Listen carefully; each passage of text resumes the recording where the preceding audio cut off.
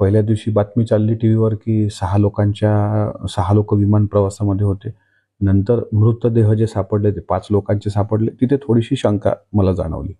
तर पूर्वी मी देवगिरीला पण जाऊन आलो त्याच्यानंतर. तिथं जे काही लोकं होती, त्यांच्यातल्या चर्चा मी ऐकल्या की साधारणपणे माळरानावर जर कागदं पडलेली आहेत बारामतीच्या, तर कागद जळलेल्या अवस्थेत का नाही?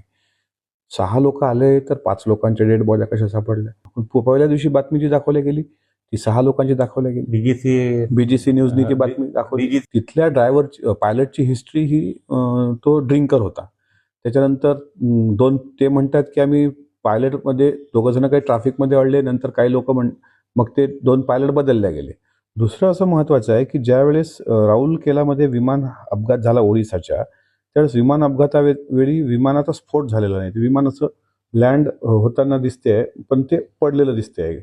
ओडिशा के राऊरकेला में विमान हादसा, 9 सीटर विमान क्रॅश. आता 9 सीटर विमान क्रॅश झाल्यावर तिथं कुठं स्फोटाचे धूर दिसत नाहीत, पण जिथं अजितदादाच्या विमानाने सीसीटीव्ही घेताना म्हणजे ते पलटी घेताना दिसतंय, ते पडल्यानंतर काही वेळानंतर मग त्याचे 5 ते 6 वेळ त्याचा स्फोट होणं आणि त्याच्यानंतर अजितदादाची तिथं बॉडी न सापडणं. आता घड्याळ पहिल्या दिवशी काय दाखवलं गेलं मीडियामध्ये की त्या घड्याळावरून ओळख पटली.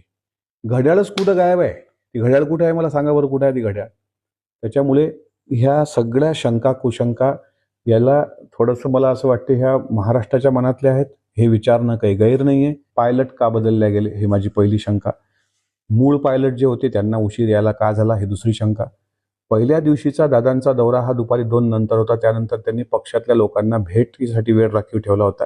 मग एक सेकंदही शांत न राहणारे दादा रात्री 10 वाजेपर्यंत त्यात कोण कोण दादांना भेटलं. दुसऱ्या दिवशी म्हणजे त्या दिवशी दादा ताफा घेऊन सरळ पुण्याला जाणार होते. पुण्यावरून बारामतीला त्यांच्या ड्रायव्हरनी पण सांगितलेलं आहे काकांनी.